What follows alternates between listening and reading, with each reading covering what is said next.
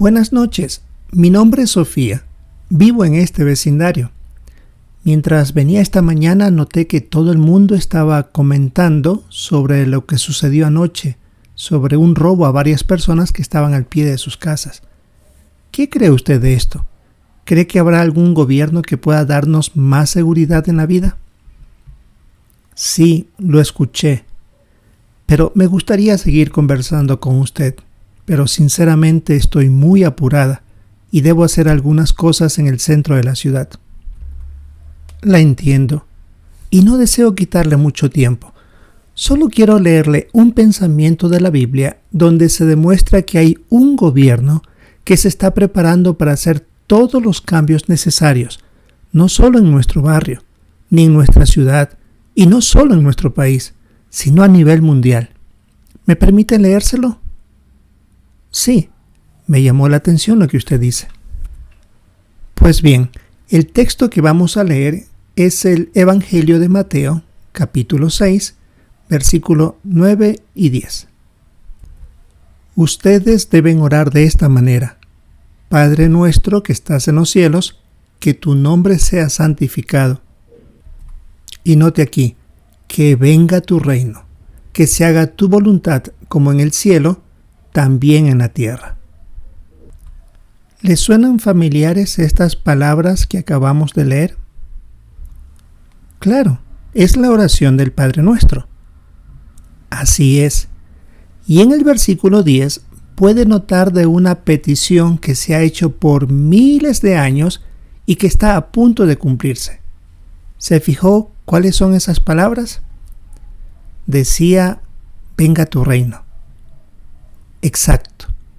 Y un reino es un gobierno. Por lo tanto, estamos pidiendo que el gobierno de Dios empiece a corregir todo lo malo que nos rodea. Pero quiero respetar su tiempo. Queremos dejarle una pregunta pendiente para que en otro momento que usted tenga disponible, analicemos la pregunta: ¿qué hará por nosotros el reino de Dios? Sí, suena interesante. ¿Le parece bien si intercambiamos nuestros números de teléfonos para coordinar nuestra próxima conversación?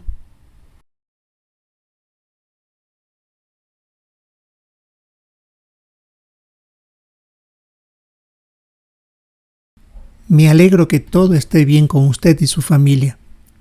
Sabe que la ocasión anterior que conversamos, y aunque lo hicimos en poco tiempo, sin embargo dejamos claro que el gobierno de Dios muy pronto empezará a hacer los cambios que tanto necesitamos.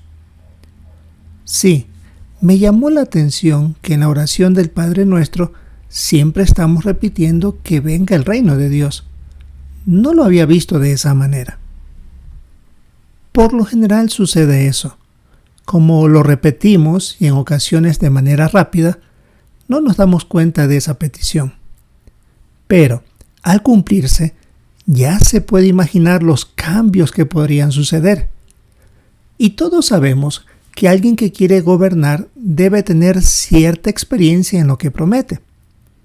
Ahora, quiero repasar con usted un texto bíblico que demuestra lo que Jesús hizo cuando estuvo aquí en la tierra, y eso nos da una idea de lo que hará cuando gobierne sobre toda la tierra. ¿Podría usted ayudarme con la lectura del Evangelio de Mateo, el capítulo 14, los versículos 19 y 20? Entonces les mandó a las multitudes que se sentaran en la hierba. Luego tomó los 5 panes y los 2 pescados, y mirando hacia el cielo, hizo una oración.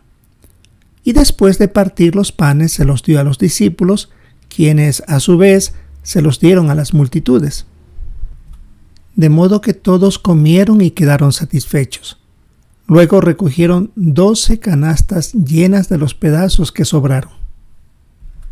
Muchas gracias. Esto que acabamos de leer fue uno de los milagros que Jesús realizó cuando estuvo en la tierra.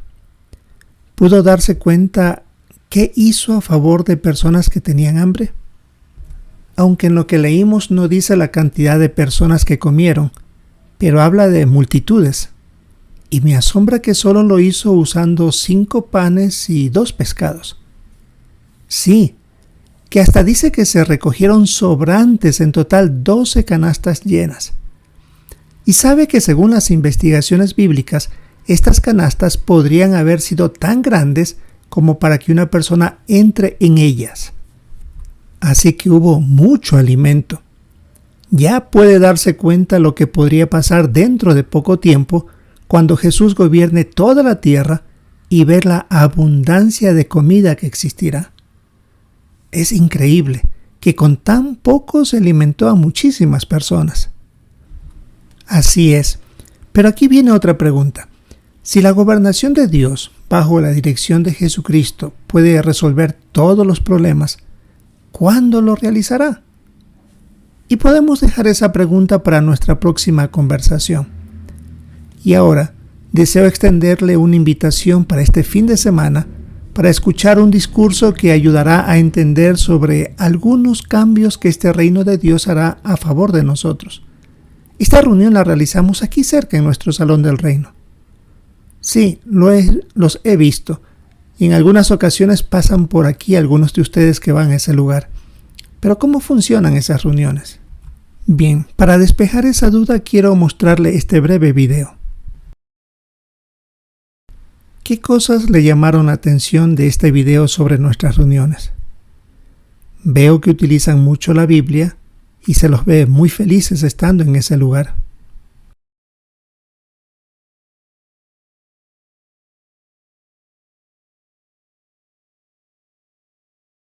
Quiero que piense en la siguiente escena mental.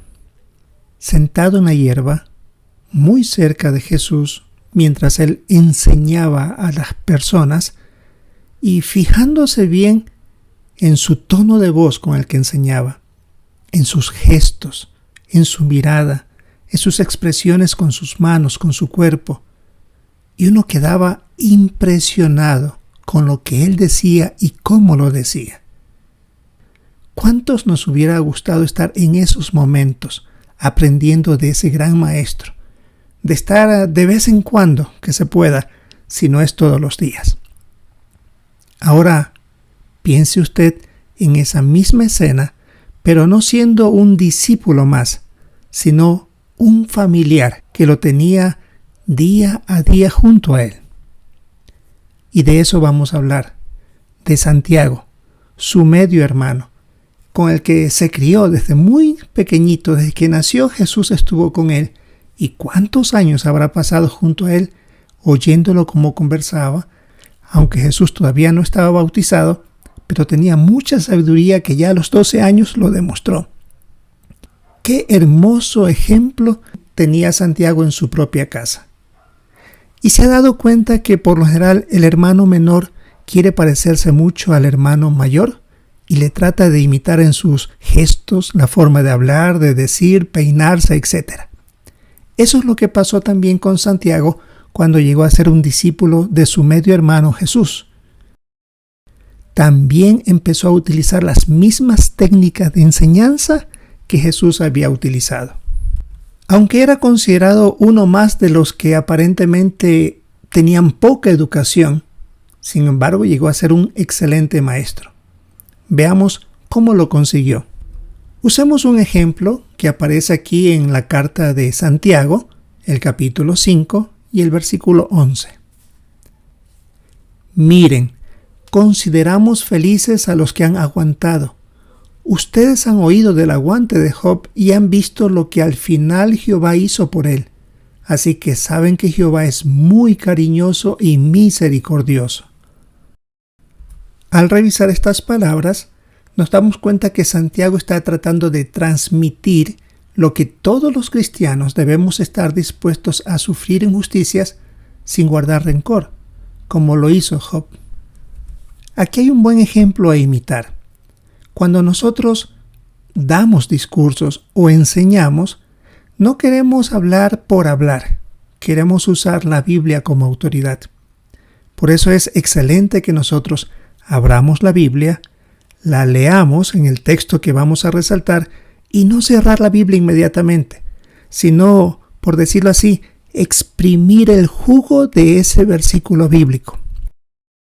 Ese texto fue inspirado por Jehová, por lo tanto ahí hay mucha sabiduría y debemos buscar ciertas expresiones o ejemplos bíblicos que podamos resaltar. Que los oyentes se impresionen de la Biblia. No queremos impresionar a nuestros oyentes tratando de darles a entender que sabemos mucho de la Biblia, sino más bien dirigirlo a Jehová y cuánto sabe Él. Por ejemplo, en Romanos capítulo 11, versículo 33 dice: «Oh, qué profundas son las riquezas, la sabiduría y el conocimiento de Dios. Qué inexplicables son sus juicios e inexplorables sus caminos». Aquí hay dos palabras, un poco complicadas incluso de pronunciarlas, pero indican la sabiduría, la enorme sabiduría que tiene Jehová. Por eso, cuando enseñe, no lea el texto y de inmediato la cierre, sino siga utilizándola para que la persona entienda la sabiduría de Dios.